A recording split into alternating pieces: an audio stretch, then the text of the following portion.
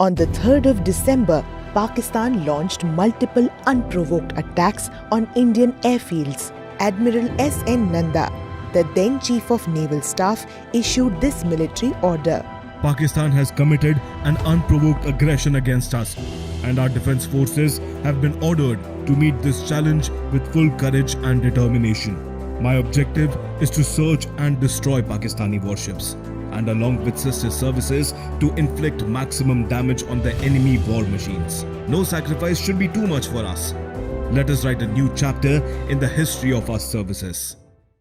Operation Trident, the brainchild of Admiral Nanda, was launched in a veil of secrecy. Only concerned officers were briefed about further plans. On the night of the 3rd of December 1971, two missile boats of the Osa class, Nipat and Veer, manned by the now highly trained Indian crew, were pressed into service. These boats were small, fast and deadly. Each carried a complement of Soviet-made Styx missiles. They were towed from Bombay to Okha in Gujarat to conserve fuel.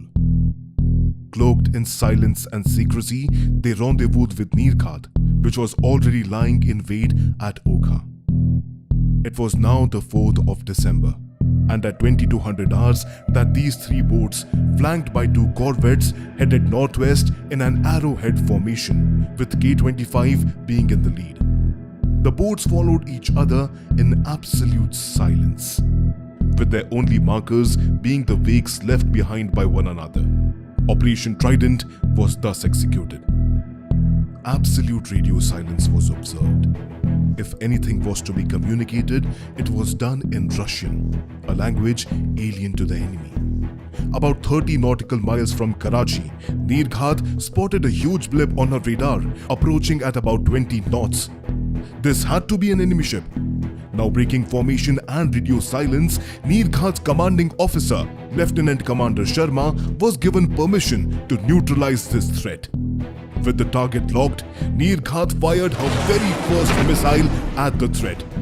On hitting the target, a glow was seen over the horizon by Sub-Lieutenant Devan, who was sent above on deck to report his visual sightings. This was followed by another missile also launched at the same target. The broken blip disappeared completely from Nirghat's radar. The destroyed ship was PNS Khyber of the Pakistani Navy, which, if not neutralized, could have foiled the entire operation with her cannons. The Indian Navy had drawn first blood. Nirghat then rejoined the formation, closing in on Karachi. On the outskirts of Karachi, it was now INS Nipat's turn to fire her first missile at MV Venus Challenger, a Pakistani ship carrying ammunition for Pakistan. A direct hit, followed by a huge explosion, ensured that she promptly sank.